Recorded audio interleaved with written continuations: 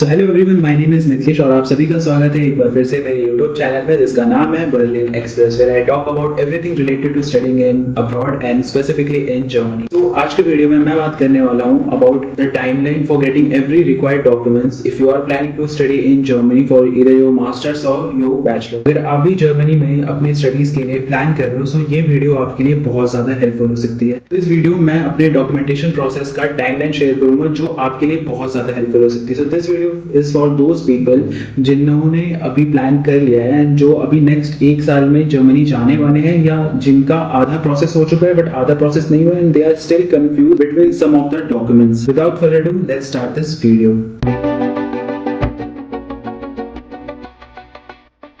तो चलिए शुरू करते हैं अपने डॉक्यूमेंट प्रिपरेशन के टाइमलाइन का प्लान बनाने से। तो फर्स्ट ऑफ ऑल आपको ये समझना बहुत ज़्यादा ज़रूरी है कि जर्मनी की यूनिवर्सिटीज़ में डॉक्यूमेंटेशन का रोल बहुत ज़्यादा क्रूशियल है। तो ये है वो 7 डॉक्यूमेंट्स जो आपके लिए बहुत ज़्यादा इंपॉर्टेंट हो गए हैं इफ़ आप अपने जर्मनी के ड्रीम को एक रियलिटी बनाना चाहते हो।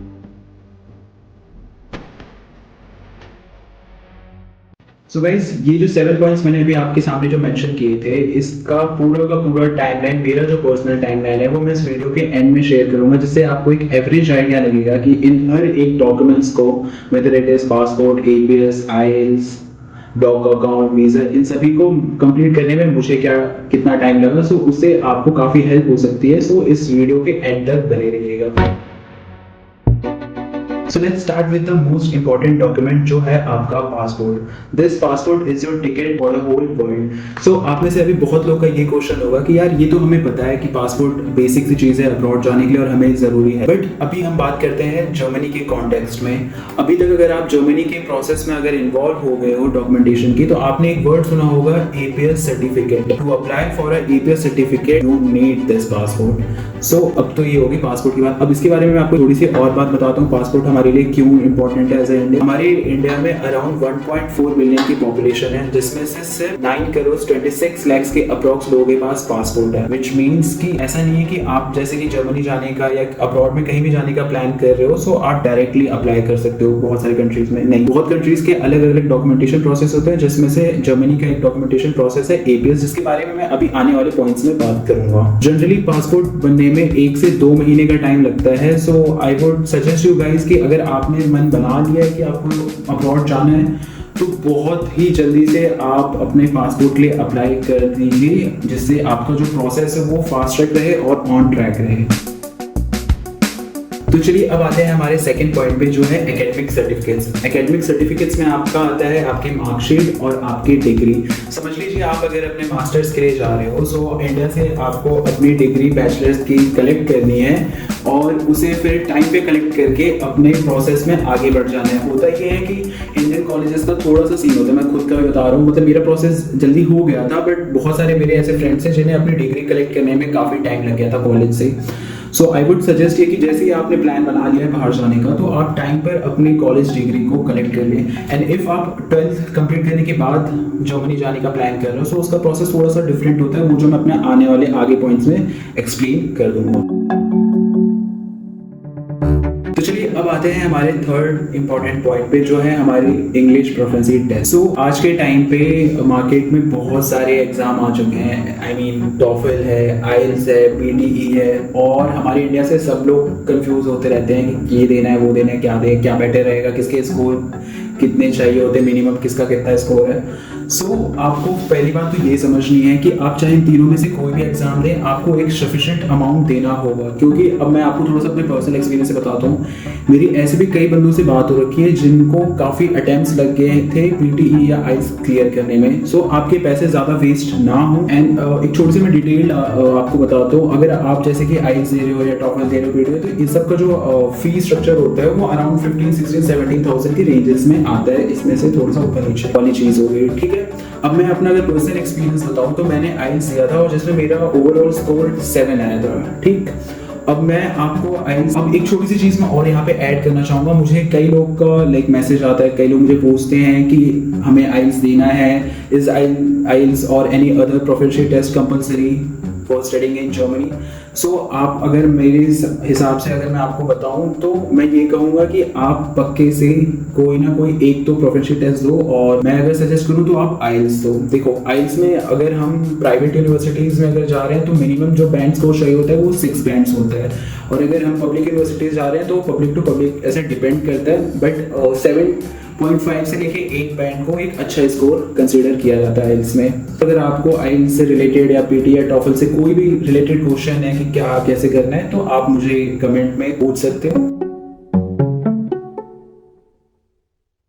तो चलिए अब आते हैं हमारे 4th पॉइंट पे, जो है एपीएस सर्टिफिकेट। अब इसको सुनते ही काफी लोग के कान खड़े हो जाते हैं। वो इसलिए हो जाते हैं क्योंकि यार बेसिक चीजें आपको मैं बताता हूँ, एपीएस के चक्कर में ना बहुत ज्यादा लोग परेशान होते हैं। बहुतों का एक्सपीरियंस बहुत अच्छा होता है और बहुतों का एक्सपीरियंस बहुत ज्यादा हॉरिफाइंग होता है, जिससे वो बेचारे परेशान हो जाए। मैंने कई लोगों का एक्सपीरियंस ऐसे सुना है, सो बहुत ज्यादा डिफर करते हैं। जैसे कि आप पीछे स्क्रीन पे देख सकते हो 3 लोग हैं, ठीक है, यहाँ पे बैठे 3 स्टूडेंट। अब आपको एक बेसिक सी चीज ये समझनी पड़ेगी ना कि एपीएस का ना कोई सेम क्राइटेरिया नहीं है। आप लाइक एवरेज पकड़ के नहीं चल सकते हो। अब वो फर्स्ट वाला स्टूडेंट है वो थोड़ा सा परेशान है यार, उसका एपीएस थोड़ा सा लेट आ सकता है। अब ये जो बीच वाली मैडम है इनका थोड़ा जल्दी भी आ सकता है, और जो उनका है उनका मिडिल में भी आ सकता है, ना तो ज्यादा लेट ना ज्यादा कम। तो आपको ये चीज समझनी होगी कि बहुत कोई ऐसा स्टैंडर्ड प्रोसेस नहीं है। कई लोग आपको मिलेंगे जो कहते हैं भाई हमारा 25 दिन में आ गया, कई लोग कहेंगे यार हमारा तो 3 महीने 4 महीने से अभी तक एपीएस नहीं आया। सो आते हैं थोड़ा सा मैं आपको ना एपीएस सर्टिफिकेट के बारे में बताता हूँ। सो एपीएस सर्टिफिकेट क्या है, ये इंट्रोड्यूस हुआ था 2022 के एंड में, और ये इंट्रोड्यूस क्यों हुआ था तो उसके बारे में थोड़ी सी बैक स्टोरी ये है कि पहले क्या होता था कि हमारे इंडिया, पाकिस्तान, बांग्लादेश,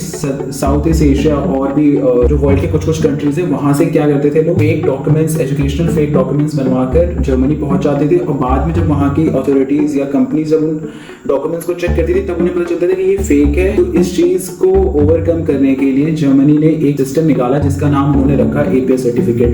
अब इसमें होता ये है कि हमारे जितने भी एजुकेशनल सर्टिफिकेट्स होते हैं फ्रॉम 10th क्लास ऑनवर्ड्स, अगर आपने बैचलर्स या मास्टर्स किए है वहां तक सारे आपके जितने भी डॉक्यूमेंट्स हैं वो आप भेजते हो ऑफिस जो है दिल्ली में, ठीक है। आपके एक एक डॉक्यूमेंट्स को क्रॉस चेक करते हैं अच्छे से, और अगर आपके सारे डॉक्यूमेंट्स ओरिजिनल है तो वो आपको देते हैं एपीएस सर्टिफिकेट, जो यहाँ पर आपको विजिबल होगा। अब ये एपीएस सर्टिफिकेट एक बार जब आपको मिल जाएगा तब उसके बाद आपका जो प्रोसेस है वो समझ लीजिए कि 60-50% कंप्लीट हो चुका है। और दूसरी चीज मैं आपको ये भी बताना चाहता हूँ, आप चाहे पब्लिक यूनिवर्सिटीज में जाओ या प्राइवेट यूनिवर्सिटीज में जाओ, एपीएस सर्टिफिकेट इज कंपलसरी। सो पहले आप आइल्स दे दो, उसके बाद फिर एपीएस के लिए अप्लाई करो। इससे होगा ये कि जो भी आपके आइल्स के स्कोर होंगे ना वो भी आपके एपीएस सर्टिफिकेट में मेंशन होंगे। बाकी ऐसा कोई कंपलसरी नहीं है कि आपको पहले आइल्स देना है। This is just my like personal opinion, ठीक है। सो तो जो एवरी सी चीज़ें हैं एपीएस सर्टिफिकेट के बारे में वो मैंने आपको सब कुछ बता दिया अच्छे से। अगर आपको इसके रिलेटेड कोई भी डाउट हो या कोई कंफ्यूजन हो तो आप मुझे कमेंट में। तो अब आने वाला है वो पॉइंट जिसके लिए शायद अभी काफ़ी लोग वेट भी कर रहे होंगे, वो ये है applying for admissions in German universities. So यहाँ पे मैं जर्मन यूनिवर्सिटी को ऐसे 2 काइंड्स में ऐसे डिवाइड करना चाहूँगा। एक होगी अपनी प्राइवेट यूनिवर्सिटी और एक होगी अपनी पब्लिक यूनिवर्सिटी। अब इसमें ये चीज़ होती है कि अगर आपको प्राइवेट में जाना है तो एडमिशंस मिलना बहुत ही ज़्यादा, मेरे अकॉर्डिंग मुझे ऐसा लगता है कि ईजी रहता है in comparison to public universities. क्योंकि प्राइवेट यूनिवर्सिटीज़ का कहीं ना कहीं जो फंडा है वो यही है कि हमें ज़्यादा से ज़्यादा स्टूडेंट्स मिले, जिससे हमें ज़्यादा ज़्यादा बिजनेस हो हमारा और हमें प्रॉफिट हो। अब आते हैं थोड़ा सा पब्लिक यूनिवर्सिटीज़ पे। तो फर्स्ट ऑफ ऑल मैं आपको ये बताना चाहूँगा कि अगर आप पब्लिक यूनिवर्सिटीज़ पे अप्लाई करना चाहते हो, जैसे कि ये सारी पब्लिक यूनिवर्सिटीज़, अगर आप यहाँ पे अप्लाई करना चाहते हो तो जर्मनी ने एक बहुत ही अच्छा खुद से लाइक गवर्नमेंट के साइड से एक साइट बना रखी है जिसका नाम है dart.de। वहाँ पे आप जा सकते हो। आप वहाँ पे आपको कौन सा कोर्स करना है और किस तरीके से आपको वहाँ पे कौन सा कोर्स करना है, फिर आपको ग्रेजुएशन के कोर्सेज करने हैं या बैचलर्स के करने हैं, जर्मन डॉट प्रोग्राम करने हैं, इंग्लिश डॉट प्रोग्राम करने हैं या दोनों के मिक्स वाले प्रोग्राम्स करने हैं, तो वहाँ पे आप अपने सारे फिल्टर्स लगा सकते हो, क्राइटेरिया सेट कर सकते हो, जिसके अकॉर्डिंग फिर आपको सारे ही public universities, private universities show होने लगेंगी और वहाँ पे फिर आप बहुत ही ईजिली अपना प्रोफाइल बना के अप्लाई कर सकते हो। अब हो गई ये सारी चीज़ें अप्लाई करना और वो सारी। अगर इसमें भी अगर आपको थोड़ा सा डाउट हो तो आप मुझे कमेंट कर सकते हो। मैं एक आपको प्रॉपर वीडियो बना सकता हूँ, अगर आपको चाहिए तो मैं प्रॉपर वीडियो इसके बारे में बना दूंगा कि हमें डार्ट पे जाके पहले तो कैसे सर्च करना है, कैसे फिल्टर लगाने हैं और फिर कैसे पब्लिक या किसी भी प्राइवेट यूनिवर्सिटी में अप्लाई करना है, ठीक है। तो अगर उसकी आपको नीड हो तो आप मुझे उसके लिए कमेंट कर सकते हो। अब आते हैं भाई की थोड़ी सी पर्सनल एक्सपीरियंस पे। अब मैं आपको एक छोटी सी चीज़ बताता हूँ। खासकर हम लोग थोड़ी सी बात करेंगे बर्लिन सिटी की, ठीक है। वहाँ पर का बर्लिन सिटी का क्या सीन है कि वहाँ पे ज़्यादातर मोस्ट ऑफ इंडियंस जाते हैं और साउथ ईस्ट एशिया से भी काफ़ी लोग आते हैं वहीं पर। बर्लिन एक तो जर्मनी की कैपिटल है और उसे थोड़ा सा लाइक इंग्लिश स्पीकिंग सिटी भी मानते हैं, वहाँ पर लाइक ईजिली रहता है, सारा ईजी रहता है in comparison to other cities. अब मैं जो आपको पॉइंट बताने वाला हूँ ये को बहुत ही ध्यान से समझना है।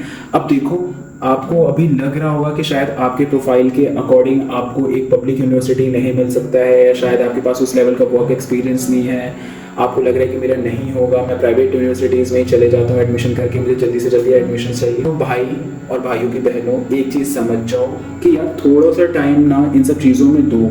आपको पैनिक नहीं करना है कि यार मैंने कहीं पे अप्लाई किया, 1-2 महीने से मेरे को कोई रिस्पॉन्स नहीं आया। मेरे साइड से मैं आपको ये कहूँगा ना कि आप जब जर्मनी जा रहे हो ना, तो आप चाहे प्राइवेट में जाओ या पब्लिक में जाओ, आपके 10 to 20 लाख बस मैं रेंज बता रहा हूँ, और ये सारा पब्लिक और प्राइवेट यूनिवर्सिटी से बहुत ज़्यादा ही डिफर हो सकता है। तो आपके 10 लाख से लेके 15-20 लाख तो लगने ही लगने हैं कंपलसरी, तो उसका तो आप ऐसे सोच रहे हैं, ठीक है। अब जब आपके उतने पैसे लग ही रहे हैं तो आप मैं यही सजेस्ट करूँगा कि थोड़ा सा टाइम लो, चाहे आपकी कैसी भी प्रोफाइल हो, चाहे आपके ग्रेजुएशन में कैसे मार्क्स आए, 12th में कैसे मार्क्स आए, बट एक बार आप अपने साइड से ट्राई करो पब्लिक यूनिवर्सिटीज़ में अप्लाई करने का। गिव सम टाइम, देखो कि आपको रिस्पांस आ रहा है नहीं आ रहा है। इवन इफ अगर वो आपको रिजेक्ट भी करते हैं तो वो आपको एक देते हैं कि आपका लाइक प्रोफाइल में क्या कमी थी या आपके एजुकेशनल डॉक्यूमेंट्स में क्या कमी थी। तो मैं आपको यही सजेस्ट करूंगा कि अगर आपको प्राइवेट यूनिवर्सिटीज़ में एडमिशन लेना है तो प्राइवेट यूनिवर्सिटीज़ ऐसे हाथ हमेशा जोड़ के ऐसे आपके पास एकदम खड़े रहेंगे कि हाँ हम एकदम रेडी हैं, आप हमारे यहाँ पे एडमिशन ले लो। जो आपको थोड़ा सा उन सब चीज़ों से बचना है। अब मैं एक चीज़ और आपको अभी बताना चाहूँगा, अगर आप जर्मनी जा रहे हो और अगर आपने जर्मनी जाने के लिए सोच रहे हैं तो वहाँ पे बहुत सारे प्राइवेट यूनिवर्सिटीज़ है जो बस नाम के यूनिवर्सिटीज़ है, वहाँ पर उस लेवल की पढ़ाई नहीं हो रही, तो आपको उन कुछ यूनिवर्सिटीज़ से बचना है। सो अभी मैं स्पेसिफिकली उन यूनिवर्सिटीज़ के बारे में बात नहीं करूँगा, बट सून मैं उस पर एक अच्छी खासी वीडियो बनाने वाला हूँ। मैं कुछ लोगों को इनवाइट करूँगा और लाइक हम एक जूम मीटिंग करेंगे जिसपे वो लोग आके खुद का पूरा एक्सपीरियंस बताएंगे कि अगर उन्होंने प्राइवेट से कर रहे हैं तो प्राइवेट का उनका एक्सपीरियंस कैसा था, पब्लिक यूनिवर्सिटीज़ में पढ़ रहे हैं तो वहाँ से उनका एक्सपीरियंस कैसा था। सो वो वीडियो भी आने वाली है थोड़े टाइम बाद। सो ये तो होगी सारी बात आपके एडमिशन्स को लेके। तो आपको बस ये अपने साइड से भाई की बात ये समझनी है कि ये जो आपका एडमिशन वाला जो पॉइंट है ना, ये बहुत ज़्यादा इंपॉर्टेंट होता है। बहुत सारी यूनिवर्सिटीज़ ऐसे हैं, खासकर प्राइवेट वाले, कि जहाँ पर एक बार आप जो फीस दे दोगे ना तो वो नॉन रिफंडेबल होता है। तो जो भी आप प्रोसेस लाइक जहाँ पे भी आप एडमिशन ले रहे हो तो थोड़ा सा काम डाउन होकर सोच समझ के, अपना फ्यूचर के बारे में भी सोच समझ के आपको एडमिशन लेना है, ना कि बस कहीं पे भी आपने अप्लाई कर दिया, वहाँ से आपको रिवर्ट बैक आ गया, आप खुशी खुशी एडमिशन लेके जा रहे हो। सो उन सब चीज़ों से थोड़ा सा लाइक अवेयर रहना है। तो अभी लास्ट वाला पॉइंट थोड़ा सा ज़्यादा लेंदी हो गया, तो इस पॉइंट को अब आगे की वीडियो को थोड़ा सा शॉर्ट रखने के लिए मैं चीज़ों को थोड़ा सा लाइक कंसाइज वे में आपको बताने का ट्राई करूँगा। बट चलिए अभी आते हैं ब्लॉक अकाउंट वाले पॉइंट पे। Block account plus health insurance and travel insurance. So जब आप एक बार जर्मन चेकलिस्ट से गो थ्रू करोगे तो आपको ये चीज़ पता चलेगी कि हमें जो ट्रैवल और हेल्थ इंश्योरेंस होता है वो कंपलसरी होता है। तो उसके लिए आपको ज़्यादा परेशान नहीं होना है, अलग से किसी इंडियन बैंक में या किसी फॉरेन बैंक से हेल्थ इंश्योरेंस परचेस करने की आपको ज़रूरत नहीं है।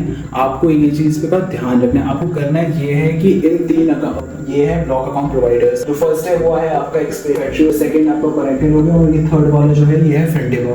मैंने जिसमें अपना ब्लॉक अकाउंट ओपन करवाया था वो था एक्सपेक्ट्रियो, ठीक है। और जो ब्लॉक अकाउंट होता है वो जर्मनी जाने के लिए एक मस्ट डॉक्यूमेंट है, जिसमें हमें आज के टाइम पे ये करना है कि हमें 11,208 यूरोज हमें डिपॉजिट करने होते हैं, जो वहाँ पे हम अपना फिर जो भी हमें चॉइस करे बैंक ओपन करवाने के बाद फिर हमें वो मंथली बेसिस पे 94,000 के अप्रॉक्स इंडियन रुपीज़ में हमें हमारे ब्लॉक अकाउंट के पैसे मंथली बेसिस पे मिलने लगेंगे। तो आपको एक चीज़ और ये समझनी है कि जब आपका समझ लो आपने आपको एक बार किसी भी कॉलेज यूनिवर्सिटी से जब आपको एक एक्सेप्टेंस लेटर आ चुका है, वेदर इट इज़ पब्लिक और प्राइवेट, तो आपको जो फर्स्ट चीज़ करनी है कि आप फर्स्ट ऑफ ऑल आप इन तीनों किसी भी प्रोवाइडर में से किसी एक पे जाके अपना ब्लॉक अकाउंट ओपन करा लीजिए।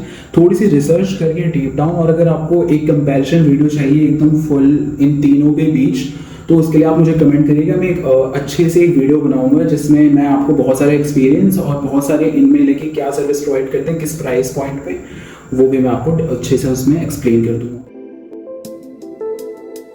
तो चलिए अब आते हैं हमारे लास्ट पॉइंट पे। और अगर अभी आप लास्ट पॉइंट तक पहुंच चुके हैं तो आप समझ जाओ कि आपका जो 80% जर्मनी पहुंचने का जो ड्रीम है वो कंप्लीट हो चुका है। वो कंप्लीट इसलिए हो गया है क्योंकि जो भी वीज़ा से पहले वाली जो चीज़ें होती हैं ना वो ज़्यादा हेक्टिक होती है। सभी को ये लगता है कि यार वीज़ा सबसे इंपॉर्टेंट डॉक्यूमेंट है और उसके लिए बहुत ज़्यादा शायद हेक्टिक प्रोसेस हो सकता है, बट ऐसा कुछ भी नहीं है। वीज़ा तो आपको बहुत ज़्यादा स्मूथ जाएगा क्योंकि आपने जो वीज़ा से पहले जो ये 6 डॉक्यूमेंट्स जिसके बारे में भी मैंने आपको अच्छे से एक्सप्लेन किया है, ये वो डॉक्यूमेंट्स अगर ये आपने सब अच्छे से बना लिए हैं तो आपको वीज़ा में ऐसा कोई भी प्रॉब्लम नहीं आएगी। मैं अपने पर्सनल एक्सपीरियंस से बता रहा हूँ, ठीक है। और अब अगर भाई का थोड़ा सा एक्सपीरियंस आपको देखने ये क्या कह रहा है नहीं कह रहा है सच भी है, तो ये रहा भाई का एक्सपीरियंस और ये रहा भाई का वीज़ा।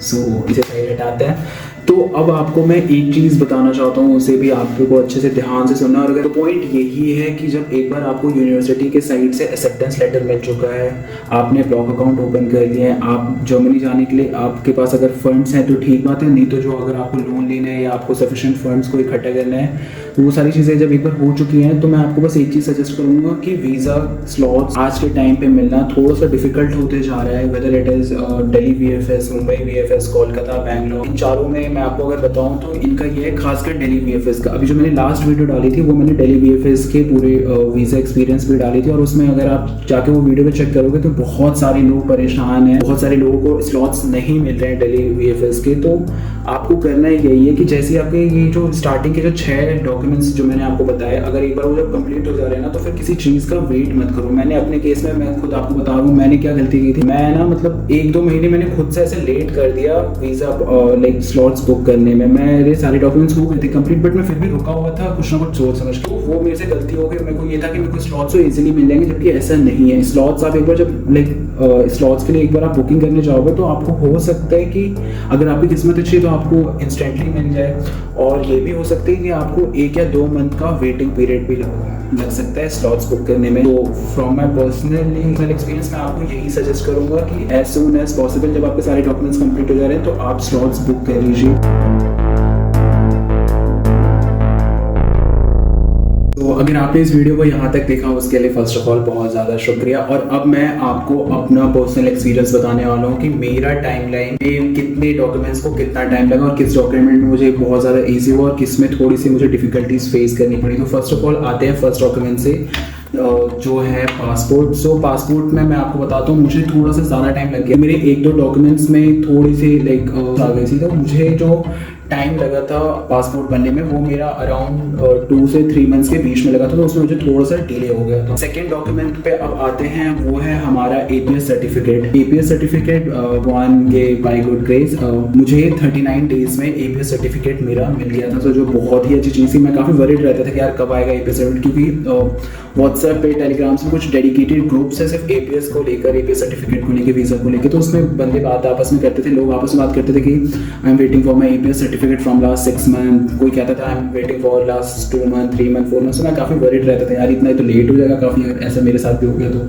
बट ऐसा कुछ नहीं हुआ, मेरा 39 डेज में आ गया। अब आते हैं इंग्लिश प्रोफिशिएंसी टेस्ट पे। तो मैंने जैसे कि आपको पहले वीडियो में बताया, मैंने दिया था आइल्स, ओवरऑल स्कोर मेरा 7 था, 7 बैंड। और आइल्स का देखो ये सीन है कि अगर आपकी इंग्लिश पे अच्छी खासी पकड़ है तब तो आपको बहुत ज़्यादा कुछ ऐसा प्रॉब्लम नहीं आएगा आइल्स को क्लियर करने में। बट अगर आपको है थोड़ा सा डाउट या थोड़ा सा आप वरीड हो लाइक आइल्स को लेके, तो मैं अपने साइड से ये सजेस्ट करूंगा पहले आप ये काम करो कि 1 मंथ अच्छे से आइल्स के लिए प्रिपेयर करो। 1 मंथ अच्छे से प्रिपेयर करने के बाद आप फॉर्म फिल कर दो आइल्स का और एक डेट सेलेक्ट कर लो, एग्जाम डेट। और वो जो डेट होने वाली है वो आप 1 मंथ एडवांस में करना। तो मैं मेरे साइड से आपको जो बता रहा हूँ, आप 2 मंथ्स लो आइल्स प्रिपेयर करने के लिए अगर आपको डाउट है। मैंने 1 मंथ में फॉर्म वगैरह फिल किया था, फिर टेस्ट दिया था और सारा चीज़ मेरा रिजल्ट आ गया था। तो मैंने फेब के मंथ में दिया, तो मेरे को 1 मंथ में पूरा आइल्स पूरा स्कोर कार्ड एंड ऑल सारा मेरा कंप्लीट हो गया था। तो मुझे आइल्स में लगा 1 मंथ। अब आते हैं fourth, applying for else in German universities. तो वो डिपेंड करता है, अगर आप प्राइवेट में जा रहे हो तो आपको बहुत ही जल्दी से आपका एडमिशन, और अगर आप पब्लिक यूनिवर्सिटीज में जा रहे हो तो हो सकता है आपको 2-3 मंथ्स लग जाए। कई सारी पब्लिक यूनिवर्सिटी में आपको 1 मंथ के अंदर भी आपको कौन सा आ जाता है अगर आपकी प्रोफाइल अच्छी है और सारी चीजें अगर अच्छी। जो 6 पॉइंट है वो है ब्लॉक अकाउंट। तो ब्लॉक अकाउंट बहुत ही ज्यादा स्मूथ रहता है, उसमें ऐसा आपको बहुत ज्यादा कोई इशू नहीं आएगा। उसमें मुझे जो मेरा पर्सनल टाइम लगा था वो मुझे 5 डेज के अराउंड लगा था मैंने। और मेरे साइड से अगर आप पर्सनल अगर पूछो कि ज़्यादा बेटर मुझे कौन सा लगा ब्लॉक अकाउंट, तो मैं एक्सपेक्ट्री आपको बताऊंगा। ठीक, अब लास्ट चीज़ पे आते हैं वीज़ा। तो वीज़ा का ये सीन है कि मुझे एज पर्सनली मुझे खुद थोड़ा सा लाइक 1.5 महीने लग गया था, 1.5 मंथ स्लॉट्स बुक करने में। मुझे फिर भी स्लॉट्स नहीं मिल रहे थे। सो उसमें थोड़ा सा मुझे इश्यूज स्टार्टिंग में फेस करना पड़ा, बट बाद में मुझे पता चला कि दिल्ली VFS का एक लॉजिक और एक तरीका है स्लॉट्स को लेने का। सो वो जब एक बार फिगर आउट मैंने कर लिया, तब मुझे इतना ऐसा कोई प्रॉब्लम नहीं हुआ। मैंने स्लॉट्स बुक कर लिए और जो भाई का जो वीज़ा था वो अराउंड 30 डेज में आ गया, जो बहुत अच्छी चीज़ थी। तो उसमें भी मुझे कोई इशू नहीं हुआ और अब बढ़िया, मतलब बस अब बस जर्मनी जाना है बढ़िया। गाइस ये था